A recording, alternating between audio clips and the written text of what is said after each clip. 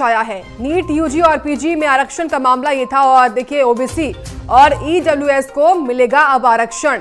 OBC को 27% आरक्षण मान्य रहेगा। संवैधानिक रूप से आरक्षण मान्य है और सुप्रीम कोर्ट ने केंद्र के फैसले को सही माना है। तो सुप्रीम कोर्ट का बड़ा फैसला आया है नीट, यूजी और पीजी में आरक्षण को लेकर, जहां पर ओबीसी और ईडब्ल्यूएस को अब देखिए आरक्षण मिलेगा। सुप्रीम कोर्ट की ओर से यह कहा गया कि ओबीसी को 27% आरक्षण मान्य है और संवैधानिक रूप से भी आरक्षण मान्य होता है। तो सुप्रीम कोर्ट ने केंद्र के फैसले को सही माना है। इसी को लेकर एक बड़ा फैसला सामने आया है।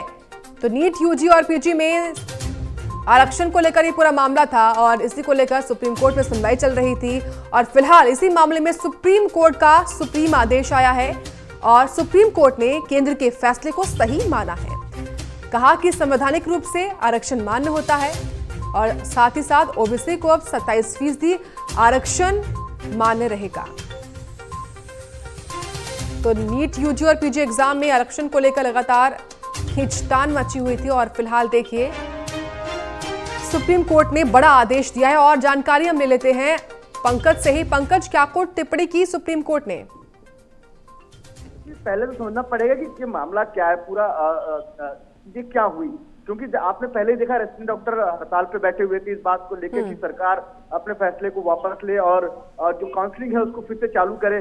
सुप्रीम कोर्ट के फटकार के बाद काउंसलिंग फिर से चालू कर दी गई। उसके बाद आरक्षण को लेकर लगातार बात हो रही थी कि 27% जो आरक्षण है उसको रोक लगा दी। सुप्रीम कोर्ट मामला चल रहा, केंद्र सरकार कह रही थी कि हम कैसे इसको लागू करें जब मामला सुप्रीम कोर्ट, तो सुप्रीम कोर्ट ने आज बड़ा फैसला दिया। उसने कहा है कि केंद्र सरकार ने जो 27% आरक्षण की बात की है ओबीसी, तो उसको बरकरार रखे। सरकार सुनिश्चित करे कि सभी तबके को बराबर एक योगदान मिले। तो इस बात को लेकर सुप्रीम कोर्ट ने साफ कहा है।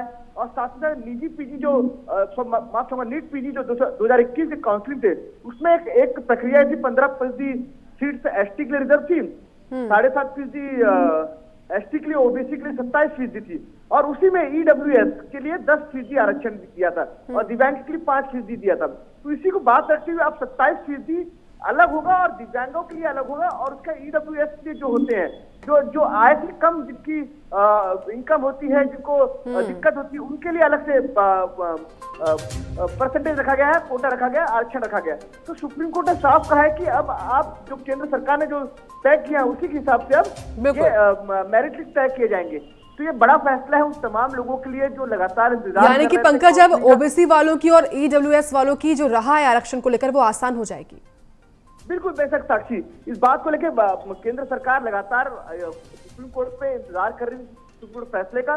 तो आज ये सुप्रीम कोर्ट जो फैसला आया वो कहीं ना कहीं राहत देने वाला है तमाम उन विद्यार्थियों के लिए भी और तमाम जो एग्जाम क्वालिफाई कर चुके हैं, जो काउंसलिंग का इंतजार कर रहे थे और जिनको इंतजार था कि काउंसलिंग 2021 सितंबर को होनी थी, वो लगातार तब से पेंडिंग पड़ी थी। सुप्रीम कोर्ट ने जब कहा तो वो काउंसलिंग अब इस महीने के अंत तक होनी है। लेकिन अब जो सुप्रीम कोर्ट ने फैसला किया तो आने वाले जो काउंसलिंग होगी उसमें अब इस चीजों को लेकर दिक्कत नहीं होगी। सुप्रीम कोर्ट ने साफ कहा कि केंद्र सरकार ने जो गाइडलाइन बनाई है वो सही है, उसी को अमल किया जाए। जी, शुक्रिया आपका पंकज वानखेड़े तमाम अपडेट्स इस खबर को लेकर देने के लिए। तो देखिए अब सुप्रीम कोर्ट के बड़े आदेश आने के बाद अब जो इंतजार था अब वो खत्म हो चुका है और अब देखिए संवैधानिक रूप से आरक्षण मान्य होगा और सुप्रीम कोर्ट ने साफ तरीके से केंद्र के फैसले को ही सही ठहराया है।